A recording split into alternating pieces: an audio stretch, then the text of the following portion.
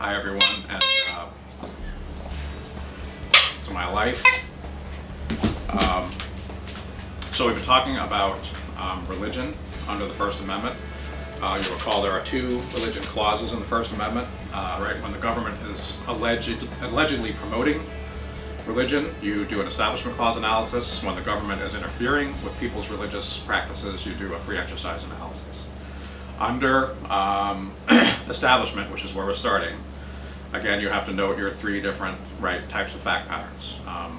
And we already talked about Mitchell, the Mitchell case, the Lemon/Agostini/Mitchell test, under which you look first for a secular purpose, and then you apply the primary effects test, to decide that the primary effect of the law or policy is not to advance or inhibit religion. The primary effects test involves three different categories of unconstitutional laws. A law is unconstitutional if it results in indoctrination. It's unconstitutional if it defines its recipients by reference to religion. And it's unconstitutional if it results in excessive entanglement between the government and religious organizations. So that's one type of fact pattern. This pretty short video, which is going to involve a squeaky rubber football, apparently. This short video is about the second type of fact pattern, which is when you see a religious display of some kind on public property. That is usually going to be something like the Ten Commandments, or it's going to be a religious display during holiday season, So that's when a lot of these cases obviously come up. Okay, when you think about it, if you look at the primary effects test under Lemon, and Lemon again is considered sort of the leading case in the Establishment Clause, even though it's been modified, people still call it the Lemon test. If you look at the Lemon test, and especially under Mitchell, which explains Lemon, if you look at the primary effects test, I would ask you how in the world you would apply that to a display, let's say a display of a nativity scene on public property, One of the things you have to ask under the primary effects test, is does the program define its recipients by reference to religion? Well, in a case where you're looking at a display on public property, there is no recipient, There's a viewer, but there's no recipient. Why? Because it's not an aid program. Nobody's getting anything. How would you apply an entanglement analysis, in a case about a display on public property? There is no entanglement. There's no aid going anywhere. There's no audit. There's no supervision. It's just a display. So I want to make that point because there's a reason why each one of these fact patterns has a different type of a test, Because the primary effects test does not work when you're looking at a display on public property rather than at some kind of government aid program. I hope that makes sense. Okay, so what do? As always, you start with secular purpose, The display would have to have a secular purpose, and you know what the government's going to come up with here, If it's the Ten Commandments, they're going to say, well, it's just a historical thing, a cultural thing, a nod to our heritage, Judeo-Christian values and all that. Well, you want to be careful with that, but but it's not about dogmatic religion. It's more about our history and law giving, and things like that. I'm not saying courts buy that all the time, but that's the argument you'd make, because to say we're honoring our history and our traditions, and that we are educating people on law giving, the Ten Commandments being law, in some traditions.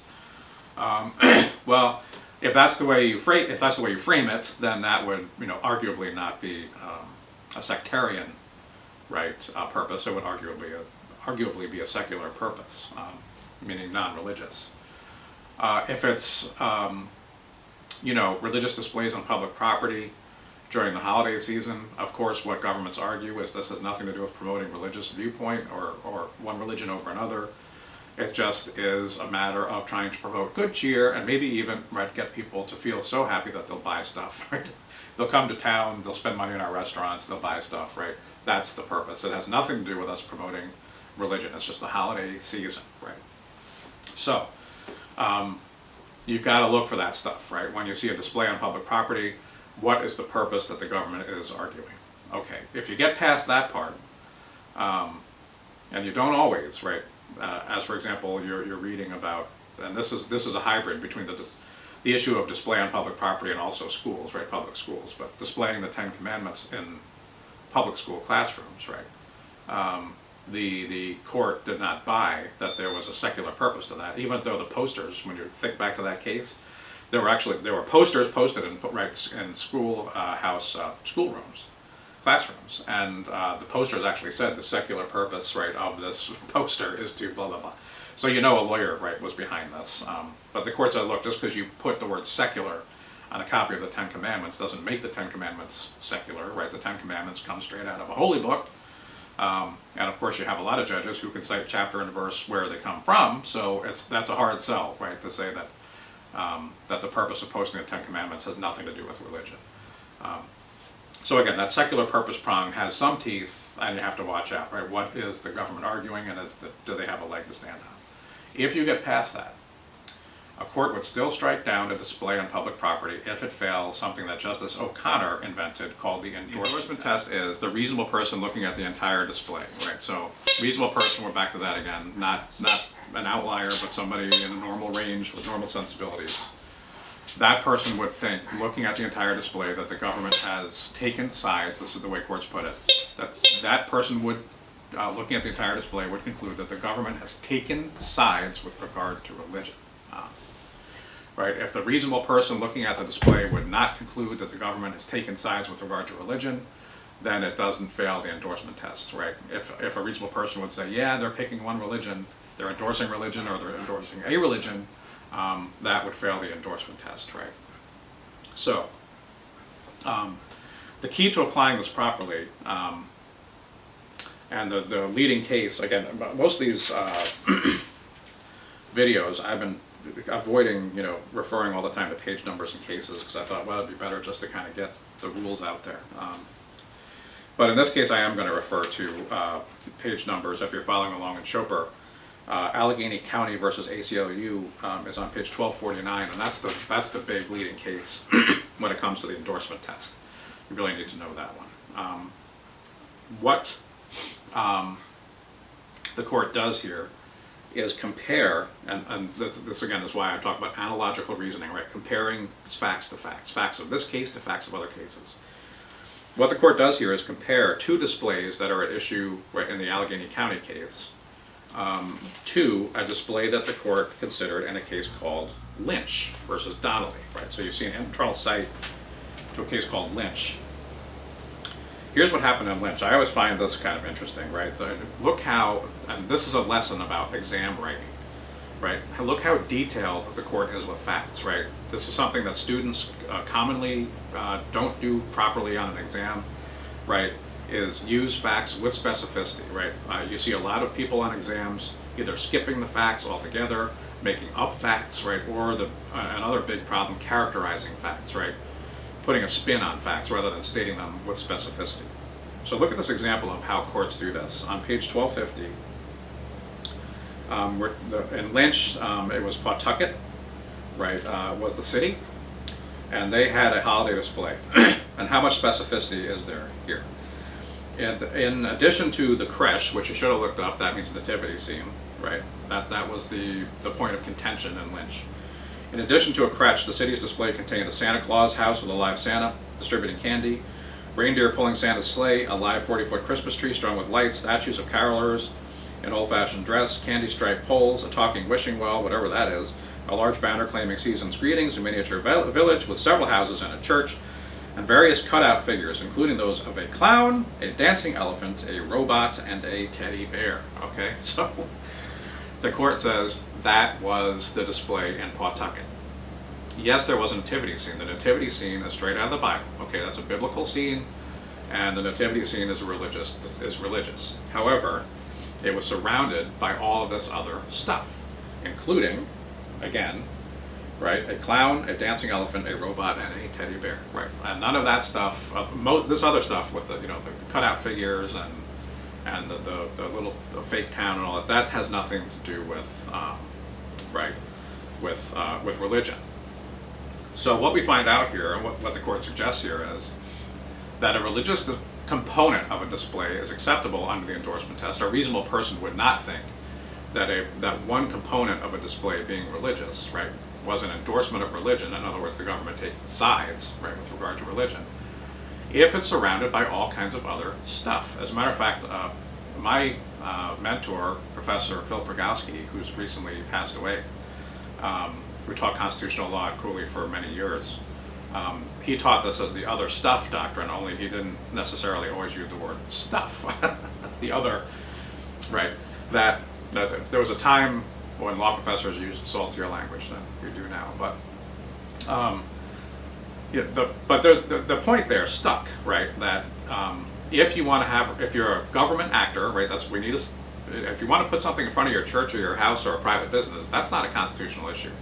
We're talking here about the government doing it, right? If the government wants to put up a religious display of some kind, right, in order to survive that under the endorsement test, the best thing you can do is surround the religious, right, display or component of the display with all kinds of stuff, other stuff that has nothing to do with religion.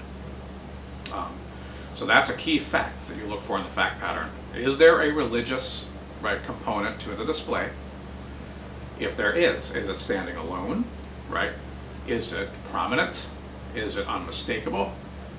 Or is it a little part of a larger display that does not seem to be religious when you take in the whole thing in its totality? So I've got a slide here, and I apologize for the grainy pictures here, but these are actual photographs from these cases. In Lynch, here you see the photograph of, and I can't make out all the things that the court describes here, but you see some reindeer, and I guess that's the nativity scene part of it in the foreground. But it's, again, it's surrounded by all this other stuff. So the question, and this is analogical reasoning, right, is you look at the facts now in the Allegheny County case. And there are two displays, as I mentioned, that are at issue. One is, you see at the top here, and again, it's a very grainy picture, but that is a nativity scene surrounded by flowers, that's it, right? It's just a nativity scene. That's the grand staircase of the Allegheny County Courthouse, right? So anybody who's walking into that building and up those stairs, that's obviously essentially located, right? It's a beautiful building, by the way, old building. And it's like it's, the name suggests it's grand, right? The grand staircase. So when you walk up the grand staircase, that's it. There's a nativity scene, and that's it, right?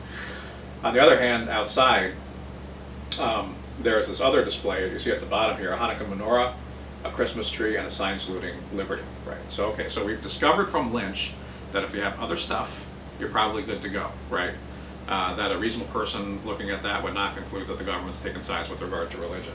If, on the other hand, you have a prominent standalone display, you might be in trouble. So, I joke, analogical reasoning is Sesame Street, right? Which one of these things is not like the others? And that's what we're talking about here. The display by the grand staircase of the nativity scene, the court says, is not like Lynch, right? In Lynch, there was lots of stuff surrounding the nativity scene. In Allegheny County, there's nothing surrounding. The nativity scene is standalone, and the court is not concerned about the flowers, right? That's not what we're talking about. Putting a bunch of flowers around it does not render it anything other than a nativity scene that doesn't have any other, right, displays or of any meaning, right, around it. Therefore, that, the court says, a reasonable person looking at the nativity scene, right, where it is, and the fact that it's not surrounded by anything else, it's like had the secular types of displays, would lead a reasonable person to conclude that the government has taken sides with regard to one particular, right, religious tradition, and therefore that is an unconstitutional establishment of religion. On the other hand, if you look at the outside display, the menorah, Christmas tree, and signs saluting liberty, the court says that's more like what happened in Lynch, right? A Christmas tree is not, although the word Christmas has some religious meaning, but the tree itself is not a religious symbol, and obviously a sign saluting liberty is not a religious symbol. So the court says that a reasonable person, right, looking at that display in its totality, all three of those components of the display, right, would not conclude that the government is promoting a particular religion or religious tradition, and therefore that display is constitutionally permissible.